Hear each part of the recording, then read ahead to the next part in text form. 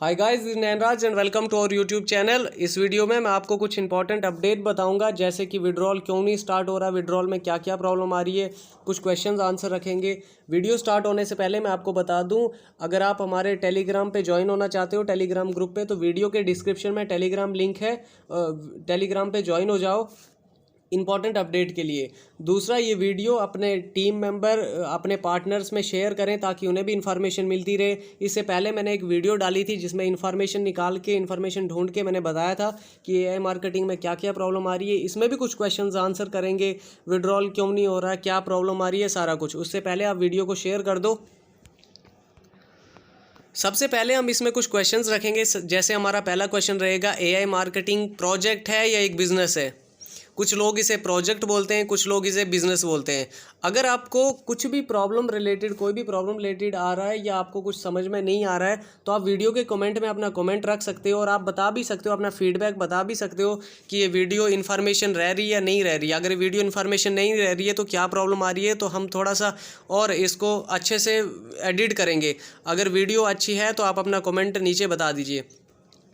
सबसे पहले, जैसे पहला क्वेश्चन हमारा रहेगा, एआई मार्केटिंग प्रोजेक्ट है या बिजनेस है। दूसरा क्वेश्चन हमारा रहेगा कि नई जो प्रॉब्लम क्रिएट हो रही है एआई मार्केटिंग में, उसके पीछे क्या रीज़न है। तीसरा जो हमारा क्वेश्चन रहेगा कि जब भी हम लॉगिन आईडी करते हैं तो हमें ऐसा बताया जाता है कि अंडर कंस्ट्रक्शन है, अभी साइट है, तो बार बार अंडर कंस्ट्रक्शन जाने का रीज़न क्या है। चौथा रहेगा कि विड्रॉल कब स्टार्ट होगा।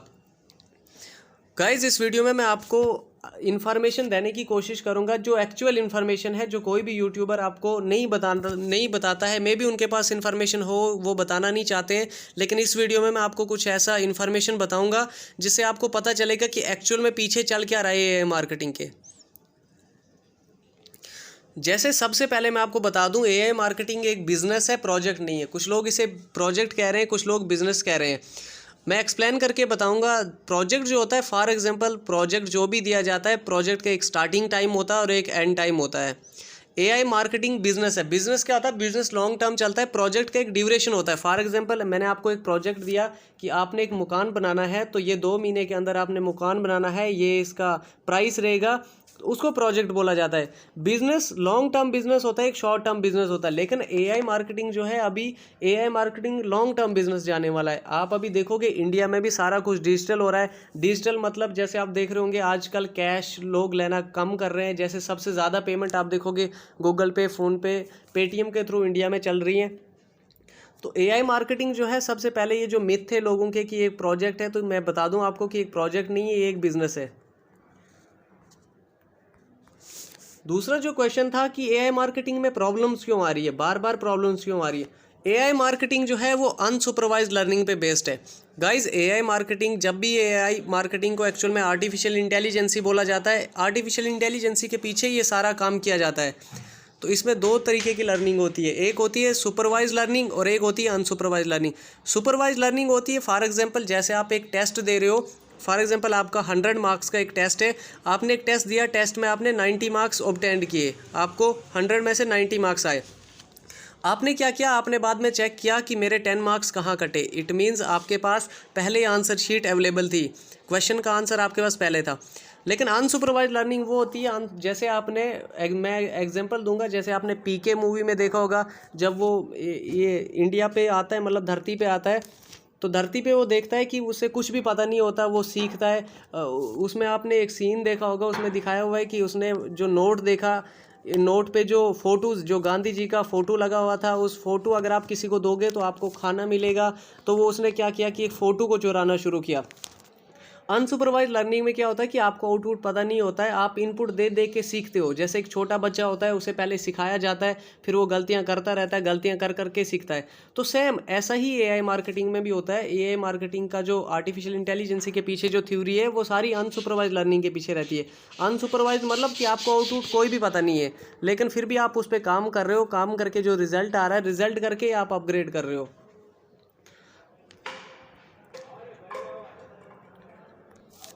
तीसरा जो हमारा क्वेश्चन था कि सब कुछ अंडर कंस्ट्रक्शन क्यों हो रहा है। तो देखिए, solving problem while solving problem creating new problem. जब भी कोई प्रॉब्लम को सॉल्व किया जाता है, जैसे मैंने सुपरवाइज लर्निंग में आपको बताया कि हम पहले कोई गलती करें, गलती से हमने सीखा, सीख के फिर हम आगे काम कर रहे हैं, तो ऐसा नहीं होगा कि हमें आगे कोई गलती नहीं होगी। जैसे एक छोटा बच्चा है, आप छोटे बच्चे को, छोटा बच्चा क्या करता है, सीखता है, उसे पहले पता नहीं होता क्या ठीक है, क्या गलत है, क्या सही है। तो सुपरवाइज लर्निंग सेम वही करता है, उसी बेसिस पे सुपरवाइज लर्निंग होता है।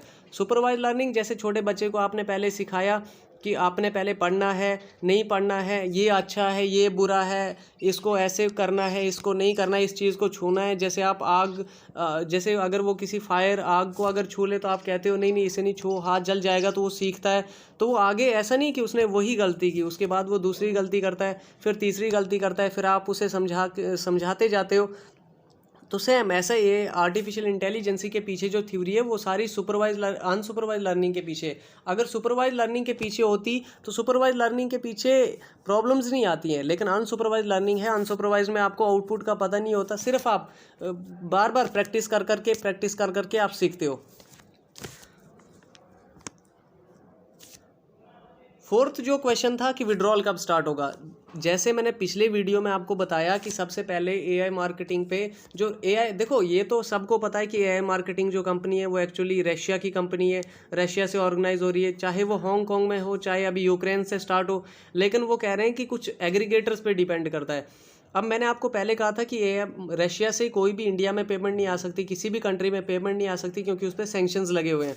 अगर फॉर एग्जांपल वो वहाँ से पेमेंट करते भी हैं तो जिस कंपनी के हाथ में वो है, जैसे फॉर एग्जांपल मैंने पिछली वीडियो में कहा था आपको कि मास्टर कार्ड, वीज़ा कार्ड, ये सबसे 70% जो पेमेंट, इंटरनेशनल पेमेंट होती है वो वीज़ा कार्ड और मास्टर कार्ड के थ्रू होती है। लेकिन अगर वीज़ा कार्ड और मास्टर कार्ड के थ्रू आपने रशिया से अगर कोई पेमेंट कर ली, तो अभी क्या है, अगर वीज़ा कार्ड और मास्टर कार्ड के पास कोई भी पेमेंट आई वो हमें डिलीवर नहीं करेंगे, तो वो अपने पास पैसा रखेंगे, उसमें रशिया भी वापस उनसे पैसा नहीं ले सकता। तो इसीलिए रशिया से तो मुश्किल था कि विड्रॉल दे दें। तो एआई मार्केटिंग फिर भी अपनी कोशिश बार बार कर रहा है। तो उसने क्या किया, उसने सारे डॉक्यूमेंट्स जो है, लीगल डॉक्यूमेंट्स, यूक्रेन की तरफ दे दिए कि यूक्रेन से रन हो रहा है और यूक्रेन की सही पेमेंट आएगी। अच्छा, उसमें उन्होंने बताया था कि हमारा जो आईपी एड्रेस है, आईपी एड्रेस सारा कुछ वो रशिया का था पहले, तो वो चेंज करने की कोशिश कर रहे हैं। देखो आईपी एड्रेस चेंज करने का एक और भी है, आप वीपीएन लगा के आप किसी और कंट्री का सर्वर दोगे कि आप इस कंट्री से पेमेंट हो रही है, फॉर एग्जांपल वो वहाँ से बैठ के रशिया, ये तो आपको भी पता होगा कि वीपीएन के थ्रू हम अपना आईपी एड्रेस लोकेशन चेंज करते हैं। लेकिन गाइज आप जब आप वीपीएन चेंज करते हो तो आप किसी एक प्रोसेस के थ्रू करते हो। जैसे कुछ लोग अगर पबजी खेल रहे होंगे, तो पबजी जब इंडिया में बैन हुआ था, वीपीएन सर्वर के थ्रू वो खेल रहे थे, वीपीएन के थ्रू लोकेशन रशिया की दे दी, लोकेशन कहीं की भी दे दी, कनाडा की भी दे दी, तो पबजी चल जाती थी। लेकिन इसमें विड्रॉल जो है आपको भी पता है, छोटा विड्रॉल नहीं है, बहुत लार्ज अमाउंट ऑफ विड्रॉल है। लार्ज अमाउंट ऑफ विड्रॉल में क्या रहेगा कि अगर वो एक बार वीपीएन अगर वो चेंज करने की कोशिश भी करेंगे और एक ही टाइम पे यहाँ पे अरबों खरबों की पेमेंट होगी। अब एक टाइम पे अगर वो पेमेंट फेल हो गई, तो आपको पता है कि अगले वाला जो गेटवे है, अगर उसको पता चल गया कि ये रशिया से है, तो फिर तो विड्रॉल नहीं मिलेगा और सारा दूसरी कंपनी के पास पैसा चल जाएगा। अभी एग्रीगेटर, वो कह रहे हैं कि एग्रीगेटर से प्रॉब्लम आ रही है। अब एग्रीगेटर से क्या प्रॉब्लम आ रही है, फॉर एग्जाम्पल आप मेरे साथ पहले से बिजनेस कर रहे हो, ये तो सबको पता है कि एआई मार्केटिंग एग्रीगेटर के साथ पहले से बिजनेस कर रहा है। अब कुछ एग्रीगेटर प्रॉब्लम कर रहे हैं, कुछ नहीं कर रहे हैं, लेकिन जो बड़े बड़े एग्रीगेटर्स हैं, जैसे फॉर एग्जांपल उनमें सैमसंग आ गया, जिनने रशिया से अपना प्रोडक्ट बैन किया है, तो वो भी उनके एग्रीगेटर थे। जैसे आईफोन उनका एग्रीगेटर है।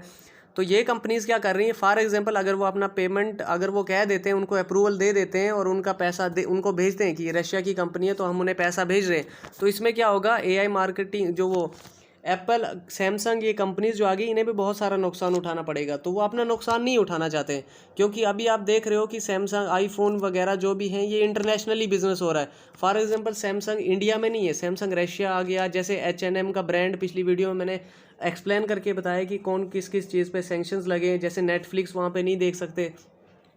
तो अगर रशिया चाह के भी चाहे अभी, तो रशिया से पेमेंट नहीं कर सकती। अभी वो सेटअप कर रही है यूक्रेन जाने का। लेकिन आप भी गाइज ये देख रहे हो कि इस अभी जो उनके बीच में फ़ाइट चल रहा है रशिया और यूक्रेन में, अगर यूक्रेन में भी उनकी टीम होगी तो उसको भी खतरा है। तो विड्रॉल जब तक वो कह रहे हैं अभी एआई मार्केटिंग इसी पे टिकी रहेगी, क्योंकि जब तक रशिया और यूक्रेन का वार सुलझे ना, जो उनकी फ़ाइट है वो ख़त्म ना हो, तो तब तक रशिया में भी कोई नहीं जाएगा। अब ऐसा तो नहीं है कि हमारे लिए वो रशिया चले यूक्रेन चले जाएं, डॉक्यूमेंट्स तो उन्होंने सबमिट कर लिए कि यूक्रेन के हैं, तो वो सोच रहे होंगे कि वार रुक जाए उसके बाद हम अपना वहाँ से पेमेंट करेंगे वो आईपी एड्रेस लेके। लेकिन अभी आप भी जान रहे हो कि जो भी सारा फाइट चल रहा है यूक्रेन में, तो ऐसा तो नहीं है कि कोई हमारी पेमेंट लेने के लिए वहाँ पे जाएगा। वहाँ की टीम को भी अभी नेटवर्क प्रॉब्लम आ रहा है। फॉर एग्जांपल विड्रॉल के टाइम अगर कोई भी, जैसे एआई मार्केटिंग मैंने कहा कि अनसुपरवाइज लर्निंग है, इसमें प्रॉब्लम्स आएंगी। अभी वो जैसे उन्होंने क्या किया कि जैसे आप टॉपअप करते थे, टॉपअप का रूल चेंज किया। अब टॉपअप से क्या होगा कि जैसे आपने टॉपअप किया, अगर बार बार टॉपअप हो रहे हैं तो इसीलिए रोबोट भी उठा नहीं पा रहा है, क्योंकि ज़्यादा ट्रैफिक हो रहा है उस पर। ज़्यादा ट्रैफिक से उनने क्या किया कि उनने हर एक सेक्शन डिवाइड किया। पिछली वीडियो में मैंने बताया था कि जैसे फॉर एग्जांपल आपने 10 का अभी टॉपअप किया, फिर $10 का फिर से किया, $10 का फिर से किया, एक मंथ में मान के चलो आपने 10 टाइम्स ट्रांजैक्शन की, $10 की, और टोटल टॉपअप जो आपने किया वो $100 का किया। तो $100 का अब कंपनी ने क्या कहा है कि वो 10 वो तब तक कलेक्ट होंगे और $100 का एक ही बार विड्रॉल करेंगे या वो टॉपअप करेंगे। ऐसे विड्रॉल में भी मे बी सेक्शंस वाइज निकालेंगे वो, कि लिमिट रख लेंगे कि जैसे आपने विड्रॉल अभी फॉर एग्जांपल मान के चलो $20,000 का वो विड्रॉल रखेंगे, क्योंकि उसमें भी उन्हें वो रखनी पड़ेगी, लिमिट लगानी पड़ेगी। लेकिन अगर उन्हें ज़्यादा लिमिट नहीं लगाई तो फिर से साइड हमारी ओवरलोड हो सकती है। अब देखो कुछ लोग जो हैं, मेरे पास भी मैसेजेस आ रहे हैं कि हम टॉपअप करेंगे, टॉपअप करने के लिए हम रेडी हैं। वो लोग तो टॉपअप करना चाहते हैं, लेकिन टॉपअप से क्या होगा, जैसे विड्रॉल खुलेगा टॉपअप स्टार्ट हो जाएगा, रीटॉपअप स्टार्ट हो जाएगा, विड्रॉल स्टार्ट हो जाएगा, तो साइड एकदम ओवरलोड हो जाएगी। और अभी ऐसी छोटी मोटी ट्रांजैक्शंस तो है नहीं। अभी कुछ लोगों का करोड़, मैं देख रहा था जो स्क्रीनशॉट मेरे पास आए थे, मैं उसमें देख रहा था 1 करोड़ से ज़्यादा लोगों की अर्निंग है, तो वो भी वेट कर रहे हैं।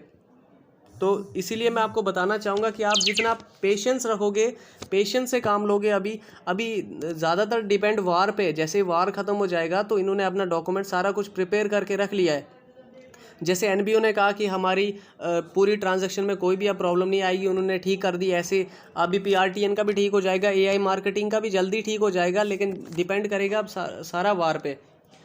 तो thanks for watching this video, meet you in the next video, till then take care, bye bye. और गाइज ऐसे ही मैं इन्फॉर्मेशन लाता रहूँगा। इन्फॉर्मेशन आप वीडियो को शेयर करें, अगर आपको लग रहा है कि इस वीडियो में कोई इन्फॉर्मेशन है या आपको इन्फॉर्मेशन अच्छी लगी तो वीडियो को शेयर करें, अपने दूसरे फ्रेंड्स के साथ भी वीडियो को शेयर करें। Thank you guys.